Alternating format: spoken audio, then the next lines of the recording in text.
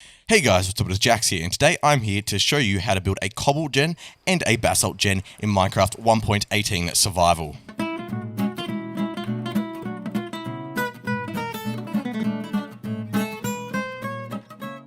So here we have the two designs of the farm. The basalt gen is the one using the blue ice and soul sand. That is how we generate basalt, by throwing lava between those. And the other one is the cobble gen. Now we use a special stair technique, which I'll go deeper into when we're building it, but you can see they are really compact and super easy to build and don't take too many resources at all. Now, both of these farms you can tile to be as short or as long as you like, but the maximum length is 5 because that is as far as the player can reach. Now, when you're early off in the game, I suggest you only build this farm maybe 1 or 2 deep. 1 is for very early game and then 2 for a bit later, and then you can level up as you go along. And let me show you why now. Now, early on in the game, you're most likely going to have a stone or iron, or maybe even a diamond pickaxe. And as you can see, if I stand here and just mine this 5 long chunk of cobblestone here, you can see I only really get 2 blocks deep with a stone pickaxe. Now with an iron one, I might have the chance of getting 3 blocks deep, like that. You can see I almost got it depending on server lag, but even then it's still a rarish occasion. So that's why you only need to say 1 or 2 blocks early in the game. But as you get further on, you need to expand this. So here we have a netherite pickaxe with efficiency 5 on it. So with this, I can easily get all 4 blocks. But if I want to be even more efficient, I can set up a haste beacon. And this will allow me to reach all 5 blocks and use this farm to its maximum potential. Okay, I now have a haste beacon set up. Now with just regular haste, you'll be able to clearly see that I can't reach all the way over. It is fast, but I still can't reach that 5th block. So to fix this, we are going to need to set up a haste 2 beacon. And for those who don't know how to do this, you need to just select haste like this. To upgrade it, you just need to get yourself 1 more diamond, emerald, or some other thing like that. And chuck it in here and select haste 2 and then upgrade it.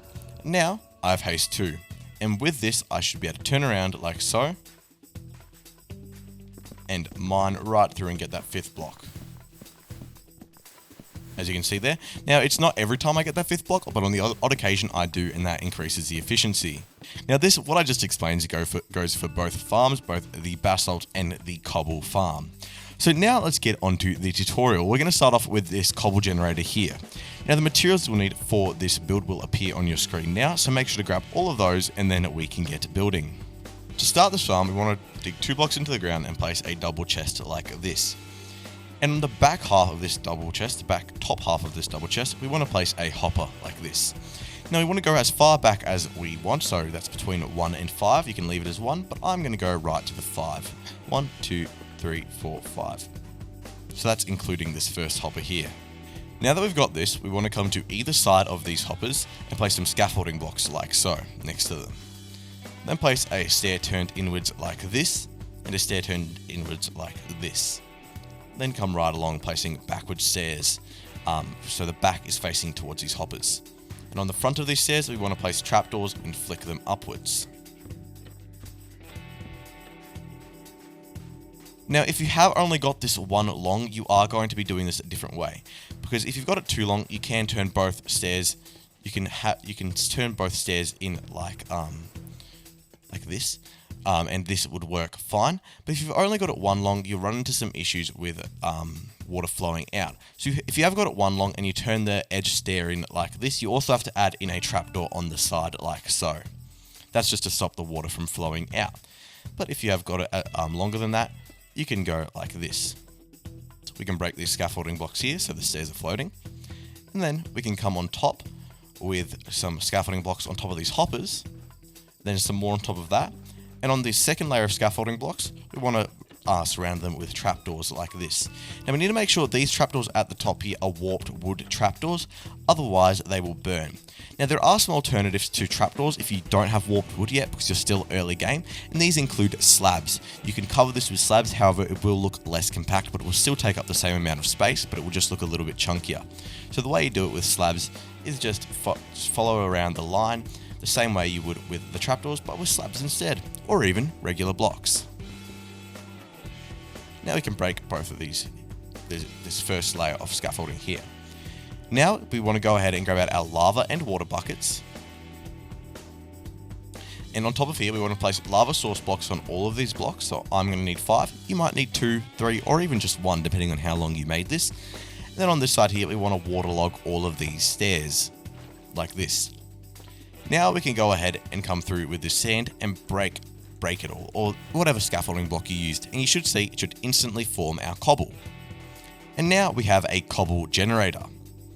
So the reason why this works is because the lava detects the back of one of these stairs, so a back of a waterlogged stair, so let's have a look at this, a back of a waterlogged stair like this, as a water source block. So if flowing lava touches it, it'll turn into cobble, or if a lava source block touches it like this, it'll turn into obsidian. So this is really useful in creating compact cobble farms and compact obsidian, basalt, or stone farms. Now we're going to be having a look at this basalt farm here. Now the materials you'll need for this will appear on your screen now. Now just a note, this is for the 5-long version. If you do want to make this shorter, you will have to remember that you need less materials. But let's get building. Now to start this farm off, we're going to start it off in a similar way by digging 2 blocks into the ground like this and placing our chest. Then behind this chest, we want to dig back as far as we want, between 1 and 5. 1, 2, 3, 4, 5. Again, I'm going to the max length. Then place hoppers going into the chest, so if you drop hopper into this, or any sort of block into this last hopper here, it should end up in our chest, which it does. Now that we've got this, place rails on top of these hoppers. You'll have to crouch to do this. And then on top of these rails, place some hopper in mine carts like this. So they should be stacked along every block. Now we need to sneak and look for this hitbox that is directly under the rail. We want to look for this rail here. Or if it's easier, you can hop down like so and then sneak, and you should be able to clearly see the rail, and we want to just break that. The minecart should drop down a little bit and hop off the rail. This is what we should have so far. Now on either side, place some scaffolding blocks going right across like so, and on the opposite side, place soul soil. Now you might be thinking, Jax, this soul soil looks like it's in the completely wrong position. Well, that's because at the moment it is. We're going to be moving it over inside of these minecarts using a piston. So we just want to come along, place our piston sideways, place a lever behind it, and flick it on, and then turn it back off. And you should see the minecart, the hopper and minecart, should end up being inside the block. Then you want to move along and do this as many times as you need. For me, it's going to be 5.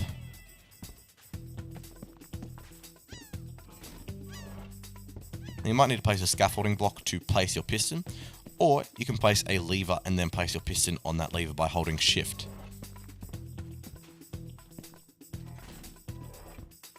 Now that we've got this is what it should look like. Now we want to break these scaffolding blocks on this side because we don't need them, and move them to directly on top of the soul soil.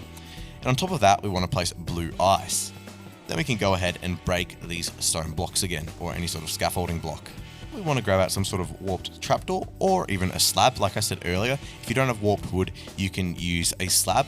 But because this is a basalt farm, we'll assume that you've been to the nether to grab this soul soil, and we're going to use some warped trapdoors. Place them at level like this. Then directly on top of them, by holding shift, place some scaffolding or some temporary blocks like this, and then place some more trapdoors going around that like so. Now we can break these blocks here and replace them with lava. Now when placing this lava, we want to be careful. We want to hold shift and then place it. We want to place one on every single block like this. If you've done this all correctly, the lava shouldn't flow everywhere and should fall over and create basalt between the blue ice and the soul sand. Now, if you want for safety, you can place some trapdoors on top of this lava. I suggest doing this just in case you're in the area and you swoop into here with your elytra, or you fall from a high height into the lava. You don't want that. And now you have a working basalt farm. Now just a quick explanation on how this basalt farm works.